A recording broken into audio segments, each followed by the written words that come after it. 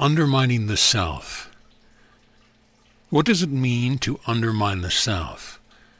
What does it do to the ego, the personality, and the person in general? These are not easy questions to answer, yet they must be addressed in order to move forward. Human beings tend to have a negative perception about themselves when it comes to who they think they are and what they are capable of. When people undermine the self, they do so in a way that is negative and self-defeating. They may go about setting goals for themselves or telling others about their great feats, yet, in the end, even this is an undermining endeavor. Valuing the self does not come from one's great achievement or telling others about your goals, plans, and dreams, even if you are very devout about following through with these things.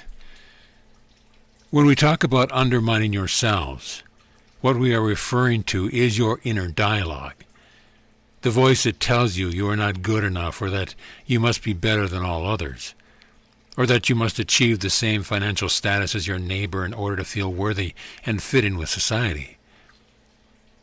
All of these thoughts undermine the self, for the self is none of these things.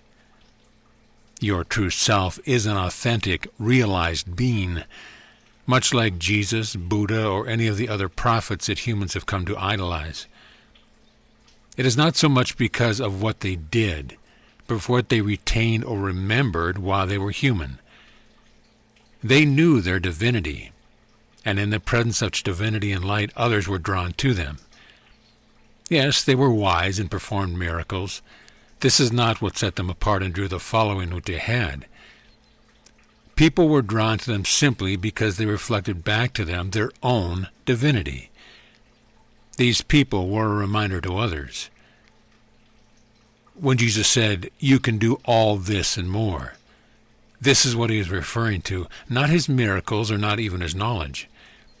It was the immense sphere of his capacity to love, to understand and to see his connection to the divine.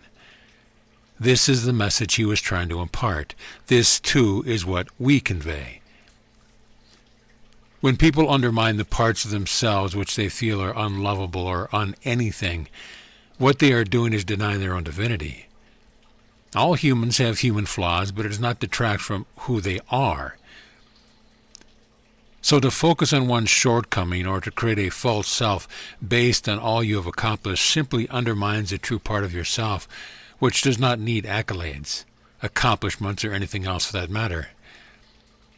In truth, the only thing human beings do need is a measure of their own divinity, felt, known, and loved, simply because they are.